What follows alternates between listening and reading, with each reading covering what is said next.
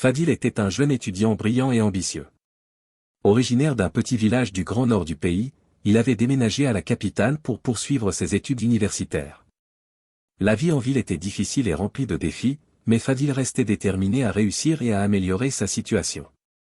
Ses parents, particulièrement sa mère, l'encourageaient constamment et faisaient de leur mieux pour le soutenir financièrement malgré leurs modestes moyens. Un jour, après une semaine particulièrement difficile, Fadil se trouva à bout de souffle. Les cours étaient exigeants, les finances étaient serrées, et il avait désespérément besoin de manger. Sans autre option, il décida de solliciter l'aide de sa mère, qui vivait toujours dans le Grand Nord. Il lui envoya un message, expliquant sa situation difficile. Quelques heures plus tard, alors qu'il se trouvait dans l'enceinte de l'université, il reçut une notification sur son téléphone. Sa mère avait réussi à lui envoyer 5000 francs CFA. Soulagé et reconnaissant, il se dirigea immédiatement vers une agence de transfert d'argent pour retirer les fonds.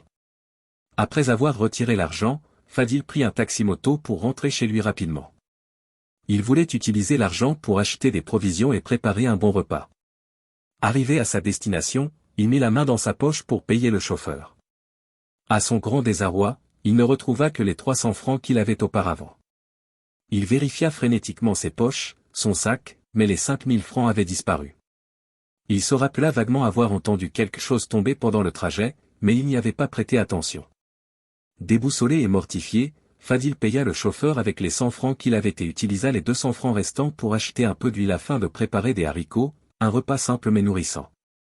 De retour dans son petit appartement, Fadil commença à préparer son repas.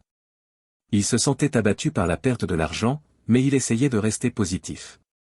Il mit les haricots à cuire et ajouta de l'eau. Quelques minutes plus tard, alors qu'il s'affairait à d'autres tâches, il décida de jeter une assiette d'eau sale.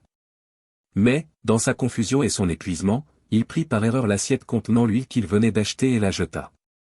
Fadil se retrouva sans l'ingrédient principal nécessaire pour rendre son repas comestible.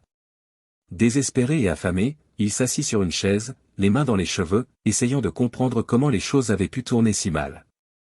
Épuisé et abattu, Fadil somnola légèrement, espérant que peut-être, les choses s'amélioreraient après une courte pause. Cependant, quelques minutes plus tard, il fut réveillé brutalement par une odeur de brûlé. Le haricot qu'il avait laissé sur le feu était maintenant complètement calciné.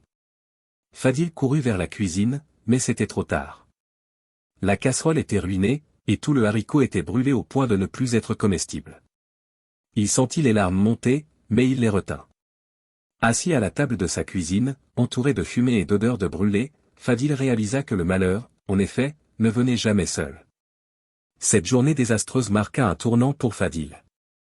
Bien qu'il fût tenté de baisser les bras, il se rappela les sacrifices de sa mère et l'importance de ses études. Avec un nouvel élan de détermination, il décida de persévérer malgré les obstacles. Il comprit que la vie à la capitale serait pleine de défis, mais chaque épreuve lui offrait une leçon précieuse. Dans les jours suivants, Fadil trouva du soutien parmi ses amis et camarades. Il apprit à mieux gérer ses finances et à rester vigilant. Il trouva également des moyens de gagner un peu d'argent en travaillant à temps partiel, ce qui l'aida à alléger le fardeau financier de sa famille. Fadil se rappela que, même dans les moments les plus sombres, il y avait toujours une lueur d'espoir. Avec persévérance, foi et détermination, il savait qu'il finirait par réaliser ses rêves et apporter la fierté à sa famille. N'oubliez pas de vous abonner, d'aimer la vidéo et surtout de cliquer sur la cloche de notification afin de ne plus rater nos éventuelles publications. Recto Verso, votre chaîne YouTube la plus préférée. Abonnez-vous massivement.